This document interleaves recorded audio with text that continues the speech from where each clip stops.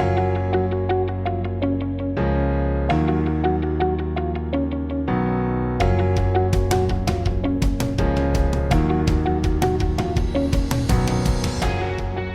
Monday Morning Marketing Podcast is brought to you by Esther of IPA Group, bringing premier online promotion to your business. And Melanie of Stomp Social Media Training, who empowers business owners to manage social media and marketing for themselves. Good morning, marketers, and welcome back to another episode of the Monday Morning Marketing Podcast.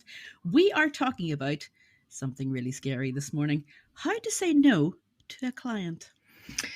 Well, why is it so scary? It can be scary because it's, am I going to put them offside? Are they going to consider me obstructive? Are they going to, are they going to ever come back to me? Are they going to talk about me, to other people? It can be scary saying no, certainly at the beginning of a business, but I don't honestly think it gets any easier the longer you're in business either. No, and I think too at the minute, with the whole, I hate this phrase of cost of living crisis, the recession, whatever it is that you're calling it where you are, you're thinking, well, it's money and we all need money. We all have bills to pay. We all have things to do. But is it worth your while working for something that's maybe not paying you enough? Or, and I saw this the other day on Twitter, somebody said that they were working on a project that didn't excite them. And it was sort of soul destroying. So where is the line? Where do you say no? Well, I think it very much depends on your personal circumstances at the time. I wouldn't have said no to anything in the first couple of years of my business. As much to learn about what my audience wanted to what my capabilities were. But it really depends on where you are. I mean, what do you think? Oh, definitely. I mean, also, like you're saying, when you're first starting out, you do want to say yes, to everything and everyone. And there is that age-old expression of say yes and learn how to do it later, which can work, but it could also leave you with a bad taste in your mouth. It could leave your clients with a bad taste in their mouth if you don't perform well in their eyes. So should you just be saying yes because you feel like you have to? Are you just saying yes because it's a family member, a friend of the family? There's so many things that are going through your head whenever somebody phones you up and goes, oh, so-and-so recommended you to me. You're like, oh, am I going to let that person down as well? But if it automatically talks to your gut and says, red flag, red flag, red flag, you're not going to be happy doing it, no matter what amount of money they throw at you. No, and it's a lesson learnt. I think we all do the same at the beginning, certainly if we want to try and make our business launch. But trying to say it politely and trying to sort of keep the moral high ground, I think, is the tough part. So let's say if somebody came to me and asked me to do Google Ads, it's something I'm not proficient at. Okay, I can't do Google Ads. However, one of us can. But by admitting to the customer in no uncertain terms that your current skill level cannot meet their needs or their requirements, you're immediately asserting the moral high ground. You're sort of saying, look, it's not something I can do. I have no knowledge of it. I don't know it well enough. And just saying, it's not an area I'm familiar with. Let me look into this for you. And if I feel I can do it, I will. If not, I could even find you somebody who can.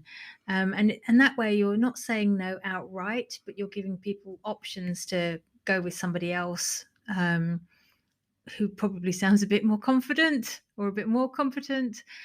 Or better still, you could actually think of somebody who can help them. And, in the past, I have passed on Google Ads clients to yourself, haven't I? Yeah, you have. And thank you very much for that. But it's also something like, the way you were saying it there, saying I'm not proficient in this, would then leave the client or the potential client thinking, well, at least they're honest. I can come back to them at a later point and ask if they're able to help me with XYZ instead of ABC.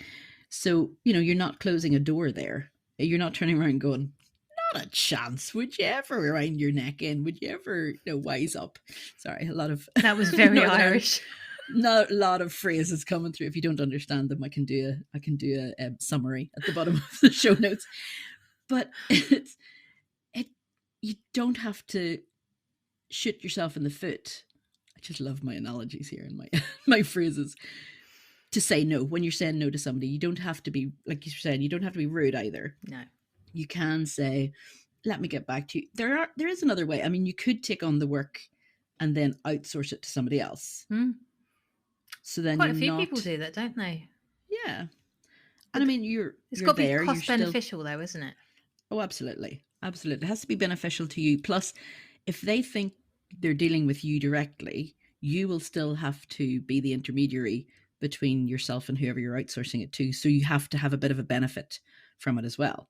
So say you're coming in at, let's, for argument's sake, you're outsourcing something to somebody for 20 euros, dollars per hour. You would want to be making money on top of that as well, Hmm. or if you're selling a physical product, selling jewelry or selling perfumes, and a pharmacy approaches you and says, we'd love to stock them, you're going to want to get, a bit of money directly from that as well. You're not going to want to sell it at cost, or the cost that you would normally sell to your friends and family at. You'd want to have a bit of a price buffer there so that you can make money on it. And if they need to reduce them in price, then you're still making money on it, Well, you yeah, that know? just makes common practical business sense. Yeah.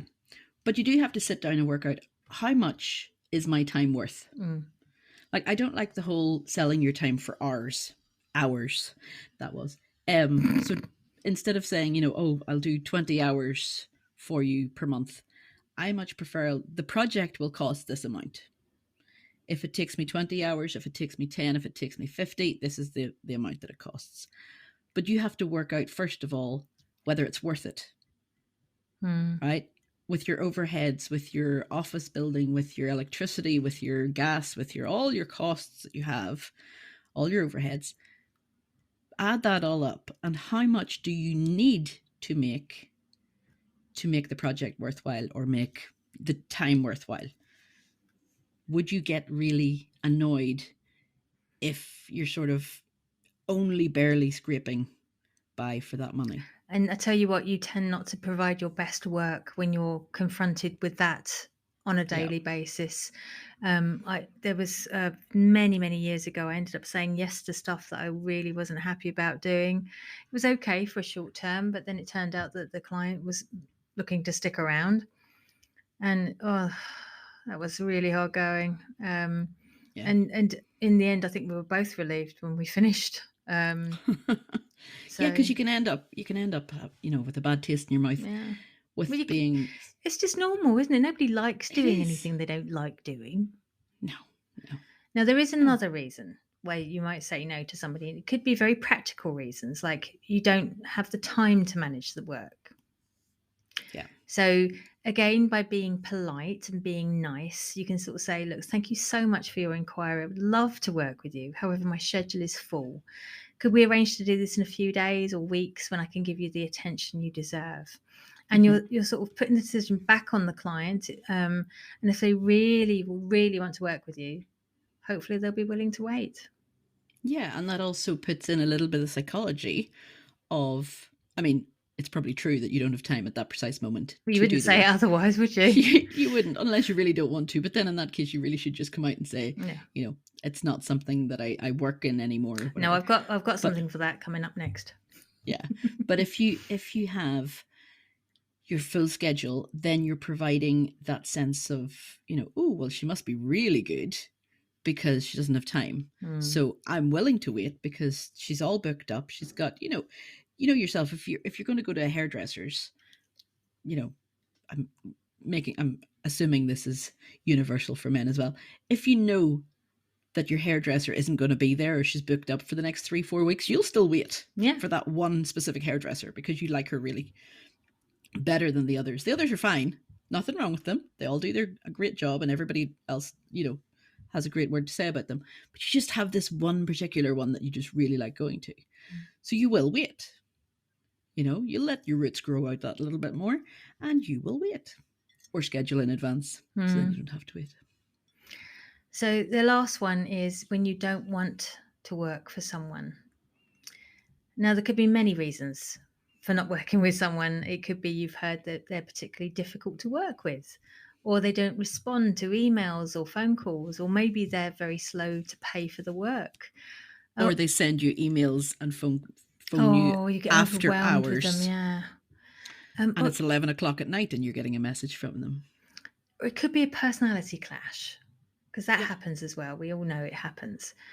Um, and maybe you just don't want to, be a monkey in their drama. So one of the ways to handle it, okay, is instead of suggesting a future date, because that can actually make people come back, is just say, look, can I recommend somebody else who has the time and the skill set you're looking for? And you've kind of put the brakes on it straight away. Yeah. Or I've heard of other people sort of using virtual assistants due to an increase in the workload. I'm not in a position where I can really help you right now, but maybe you could look at going down the virtual assistant route, or using paid for tools, or um, you might even say, look, I'm happy to take on the work, but I'll have to outsource it through me, so you can still speak to me, but the work will be done like you said earlier on. Yeah. So there's so many different ways you can sort of explain that you're happy to work with them, but not for them, or just put the brakes on it straight away and say, look, I'm really sorry, but I can't work with you at this time. Yeah. Like you say, it's important to be honest and upfront, but also polite. Yes. So there's no reason to be rude. There's no need to be rude. Yeah. Even if they're being rude back, going, Yeah. this is unacceptable. This is, it is scary. I mean, Melanie and I collectively have been in business over 15 years now. So there's no easy way to say no to work, because that little bug in your head is still going, but we need the money. But if I say no to Especially right this, now. where's the income going to come from?